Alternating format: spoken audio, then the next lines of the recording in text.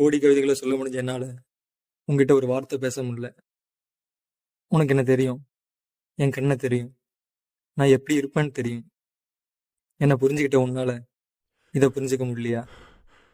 காதலே, என் காதலே, என்னை என்ன செய்ய போகிறாய்?